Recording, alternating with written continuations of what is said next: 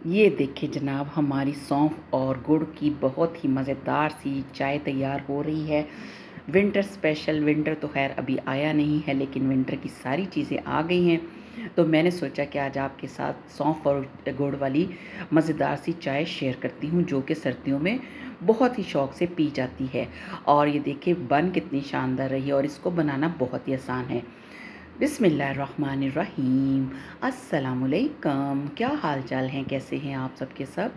मैं हूँ शाज़िया और आप देख रहे हैं आपका अपना चैनल शाज़िया की बातें। आज मैं बनाऊंगी गुड़ और सौंफ की बहुत ही मज़ेदार सी चाय, जो कि सभी पीते हैं बड़े ही शौक़ से। तो चलिए इसे बनाना स्टार्ट करते हैं।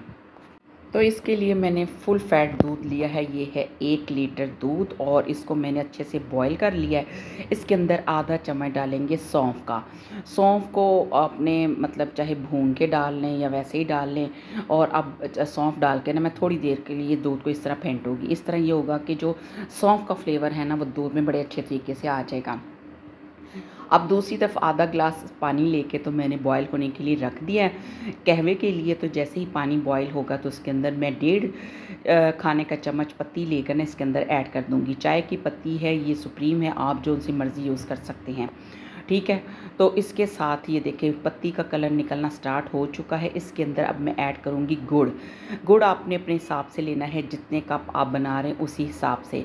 अब मैंने 1 लीटर दूध लिया है, तो उस हिसाब से मैं इतने ही गुड़ इसके अंदर ऐड कर दिया। अब गुड़ जैसे मेल्ट हुआ तो ये सारा जो कहवा है ना, ये दूध के अंदर ऐड कर देना है।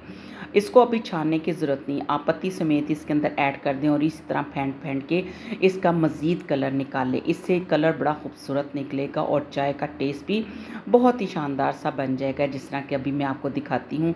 और चाय ये वाली बनाना बहुत ही आसान है, और वैसे भी गुड़ वाली चाय सेहत के लिए भी बहुत अच्छी होती है, और गुड़ आपको पता ही है इसके कितने फ़ायदे हैं।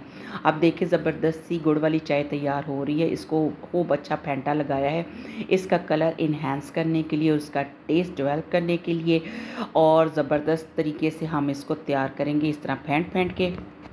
थोड़ी देर फेंटने के बाद अब मैंने इनको कपों में डालना स्टार्ट कर दिया है।